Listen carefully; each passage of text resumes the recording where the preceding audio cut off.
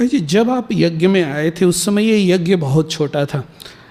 Even हमने देखा कि जब हम लोग समर्पित हुए पांडव भवन में, उस समय ज्ञान सरोवर बना नहीं था, तो यज्ञ छोटा था, केवल एक पांडव भवन ही था, और उस समय यज्ञ में इतनी समृद्धि भी नहीं थी। यज्ञ में जो समृद्धि आई है वो ज्ञान सरोवर के बनने के बाद आई है। और हमें ये याद है कि पांडव भवन में जब हम लोग शुरू में आए और समर्पित हुए, तो अगर हमें एक साबुन भी चाहिए होता था तो 2 से 3 बार जाना पड़ता था। एक प्लास्टिक का चप्पल, वो भी अगर एक बार मिल जाए उसको बड़ा संभाल के रखना पड़ता था। तो यज्ञ जो है इस दौर से भी गुजरा है, लेकिन आज की स्थिति कुछ और है। आज बाबा के बच्चों के पास किसी भी चीज़ की कमी नहीं है, लेकिन हम देख रहे हैं कि ये जो साधनों की अधिकता में हमारी साधना कहीं ना कहीं गुम होती नज़र आ रही है। हम लोग साधनों में उलझते जा रहे हैं। मेरा प्रश्न ये है कि आप जब ज्ञान में आए उस समय तो यहाँ पर और ज़्यादा त्याग का माहौल था, और ज़्यादा सादगी, और यज्ञ और भी छोटा, समृद्धि भी कम थी। उस समय तो आप लोगों को और ज़्यादा परेशानी होती होगी स्थूल दृष्टि से। ऐसे में आप रहते हुए आपने इतनी कठोर साधना की, तो थोड़ा सा हम ये जानना चाहेंगे कि उस समय के बारे में बताएं, क्या माहौल था, ताकि हमें कुछ प्रेरणा मिले और हम ही इन साधनों से निकल करके साधना की ओर मुड़ सके। निश्चित रूप से जब अध्यात्म में धन की वृद्धि होती है, साधनों की वृद्धि होती है, तो गड़बड़ होती है। हालांकि आप सब आजकल भी बहुत तपस्या कर रहे हो, मौज में रहते हुए भी ऐसी कोई बात मुझे नहीं लगती। मैं बुद्ध धर्म का पतन कैसे हुआ, मुझे इतिहास पढ़ने का बहुत शौक़ था और मैं पढ़ता था एंशिएंट हिस्ट्री ऑफ इंडिया। तो बुद्ध धर्म का पतन कैसे हुआ, तो क्योंकि बुद्ध धर्म को बहुत सारे राजाओं ने स्वीकार कर लिया था। तो जो बोधि साधु होते थे, क्योंकि बौद्ध विहार बनाए जाते थे, वो पैदल चलते थे, तो राजाओं ने उनके लिए बहुत अच्छी सुविधा संपन्न बौद्ध विहार बनवा दिए थे। तो वो बहुत सुख से रहने लगे। फिर सुख से रहने लगे तो कईयों ने चलना छोड़ दिया, और उनमें जल्दी नहीं पर 1000 साल के बाद गिरावट आ गई, विकारों की ओर बढ़ गए।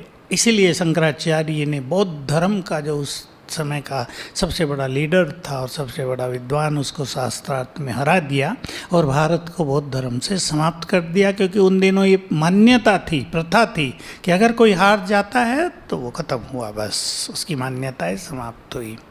तो यज्ञ में जब हम आए तो निश्चित रूप से साधारणता थी, लेकिन दादी इंचार्ज बनी थी। और बाबा के समय से एक बात बहुत महत्व की है कि बाबा खाना पीना बड़ा शाही रखते थे, कमी नहीं। कुछ ऐसा नहीं लगता था कि यज्ञ में कुछ साधारणता है तो खाना पीना भी साधारण हो, लेकिन साधारण भी होता था। जैसे पार्टी नहीं है तो शाम को केवल एक सब्जी बनेगी, कुछ नहीं। उन दिनों खिचड़ी चावल बनने की वो प्रथा नहीं थी, रोटी और एक सब्जी बनेगी।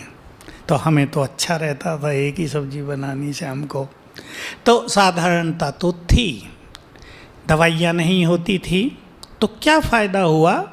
दवाई, डॉक्टर, पैसा कम होने से ये जो बाबा एक लक्ष्य देता था कि तुम्हें योग बल से अपने को ठीक करना है, इसके अलग अलग अनुभव होने लगे सबको। क्या होता है जब साधन बहुत बढ़ जाते हैं या पैसा हो जाता है तो मनुष्य उस डॉक्टरों की ओर देखता है। अब दांत में जरा सा दर्द हुआ, भागो हॉस्पिटल, मुश्किल हो जाएगी। जरा सा बुखार हुआ, चलो हॉस्पिटल। तो उस समय ये था कि बुखार हुआ तो किचन काढ़ा बना, बुल्लादी ने दिया, पीने वाले ठीक हुए। दांत दर्द हुआ, किसी ने कोई पाउडर दिया, लगा लिया, दांत दर्द ठीक हुआ। बाबा की मदद बहुत होती थी उन दिनों। वतन से दवाइयाँ आती थी, सुदेश दीदी को पता है, फॉर्मूले आते थे, मेरे लिए भी आए 2 बार, बड़ा अच्छा लगता था, ठीक हो जाते थे। मेरे लिए आप हंसेंगे, खाने की इच्छा हो जाएगी। मुझे बुखार रहता था थोड़ा, दवाइयाँ तो होती नहीं थी। संतरी दादी जो थी, बाबा का रथ थी, वो सवेरे 3 बजे बाबा के रूम में बैठती थी, वो ध्यान में चली गई।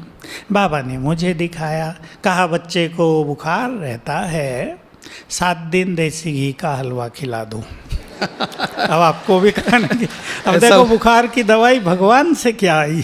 ऐसा बुखार तो सबको है। और मैंने, मुझे याद नहीं 7 दिन खाया या नहीं, पर मैं पहले दिन खाते ही ठीक हो गया, क्योंकि वो तो बाबा की उसमें सकाश भरी हुई थी। तो ऐसे ऐसे आते थी चीज़ें। तो वो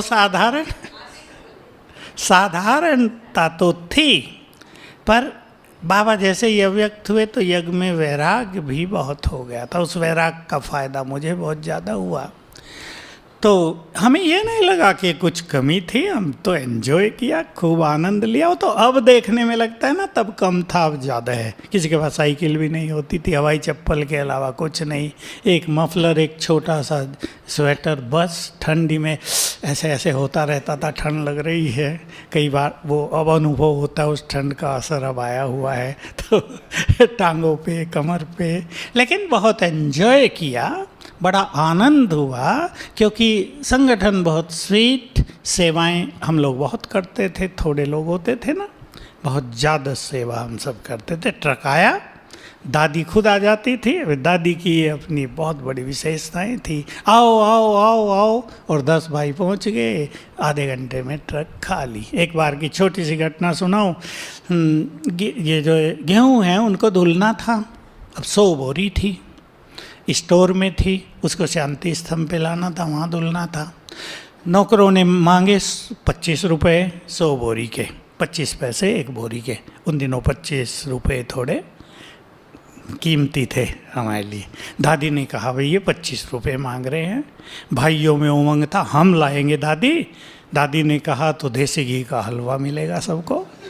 सब फटाफट, गाड़ियाँ भी नहीं थी, हाथ गाड़ी नहीं होती थी, हाथ से उठा के सब बोरी माल आए, और मुझे कहा दादी ने देसी घी का हलवा बनाओ। फिर दादी क्या विशेषता थी, हम डाल के देते थे, दादी अपने हाथ से गरम गरम खिलाती थी, यहीं बैठ के खाओ, यहीं बैठो, दादी के पास बैठो। तो वो दिन इस तरह बड़े आनंदकारी भी थे।